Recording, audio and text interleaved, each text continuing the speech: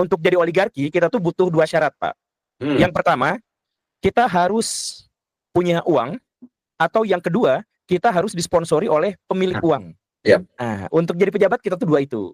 Nah, kalau pejabat yang level 1 dia harus punya uang, nah ini yang ditakuti sama pengusaha. Tapi banyak pejabat yang nggak punya uang. Dan dia hanya bisa berkuasa ketika disponsori sama orang kaya. Nah, makanya banyak istilah-istilah di Indonesia petugas partai misalkan begitu. Karena ya emang dia petugas, dia bekerja untuk orang yang membiayainya. Tapi Namanya ada kasus Pak DPR. apa? Di mana di kota saya ada yang petugas partai itu dia balik menikam sponsorshipnya. Wih, Mengkhianati. Jadi dia maju sebagai, ya ini kalau saya sebut jabatannya udah tahu semua lagi jangan ya. Sebagai ketua kota saya gitu ya. Dan dia itu tidak memiliki dana, akhirnya disponsori oleh orang kaya menjadi wakilnya. Oh gitu. Begitu mereka terpilih, sekarang tidak akrab. Usut punya usut katanya karena si wakilnya yang membiayai itu meminta sesuatu bila terpilih, tapi ternyata tidak dipenuhi janjinya saat sudah terpilih. Siapa itu? Dan di daerah mana itu? Ya daerah saya, Desa Hujan. Kalau saya sebut, ya pasti semua orang tahu ya.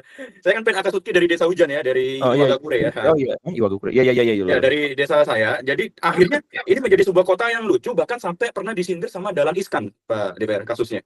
Karena di desa saya ini, akhirnya di baliho, di semua di program pemerintahan itu hanya ada foto ketua dan juga istrinya, bukan wakilnya. Seolah-olah wakilnya itu dibuang, yang membiayai.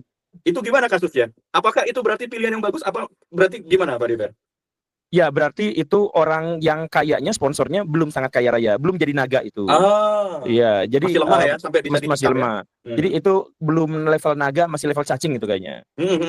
Level cacing. Nah pejabatnya juga sebenarnya ya level segituan lah.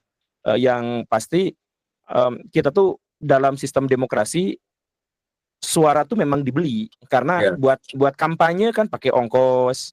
Logistik ya? Iya, logistik dan lain-lain. Makanya pejabat DPR di negeri bayangan, di saya ya Pak, bukan di negeri yang lain, di negeri bayangan, itu setiap tugas partai yang jadi pejabat, itu wajib untuk menyetorkan uang yang diterimanya dari negara kepada partai politik.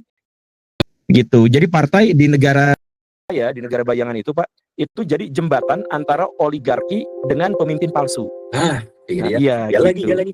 Iya, jadi pemimpin palsu tuh, dia tuh nggak bisa mimpin.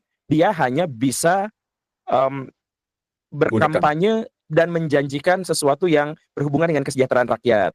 Jadi janjinya begitu. Ya? Apa? Iya enak. Kalau saya jadi oligarkinya dengan saya mensponsori petugas-petugas itu, kalau ternyata kebijakannya tidak disukai dan ngawur, yang diserang mereka kan, enak ya? Iya betul. Betul.